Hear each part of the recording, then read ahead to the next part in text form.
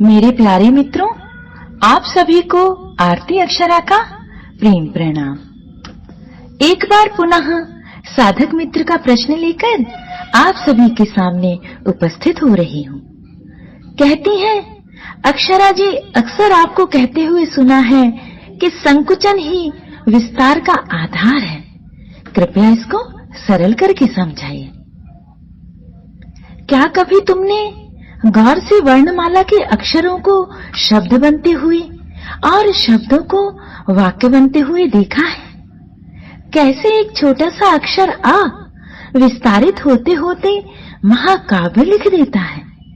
रच जाती हैं कविताएं, बह उठती है गीतों की निर्झरणी।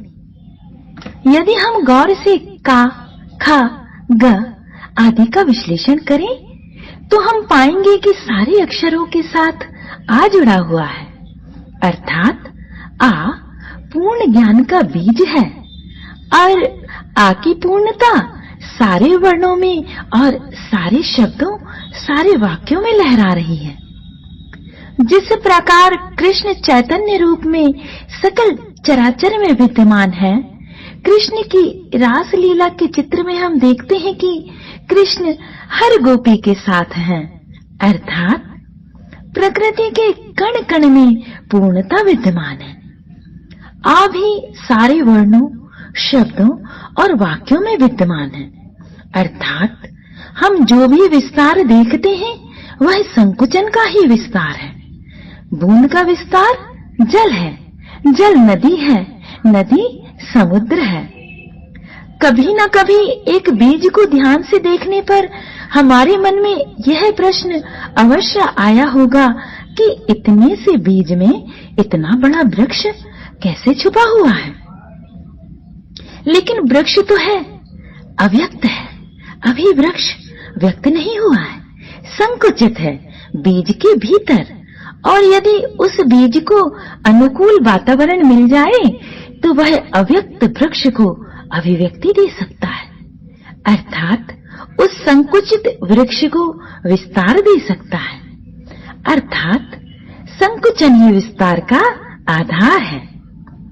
कृष्ण ने जब यशोदा मैया को मुंह खोलकर संपूर्ण ब्रह्मांड के दर्शन कराए थे तो वहां क्या था?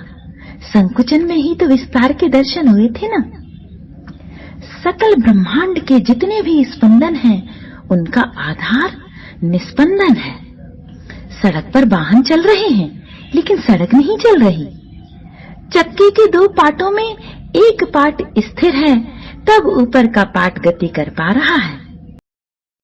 हमारा एक पैर जब स्थिर होता है तब दूसरा पैर आगे बढ़ता है, और यही विस्तार का सिद्धांत है, यही प्रगति का सिद्धांत है।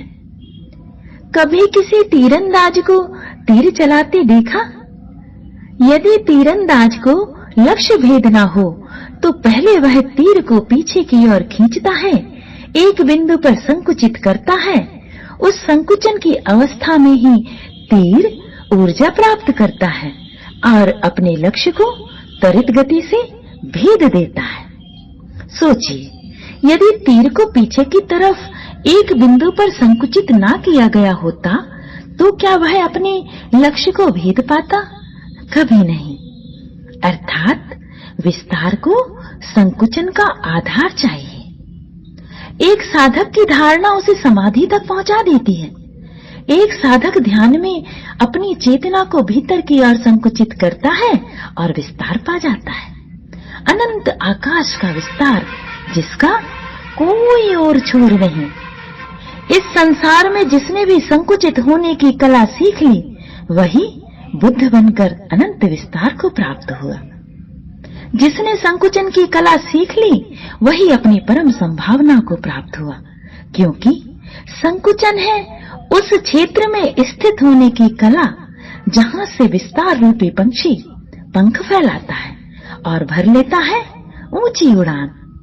उड़ान भी ऐसी जिसमें कोई श्रम नहीं, विश्राम पूर्ण उड़ान।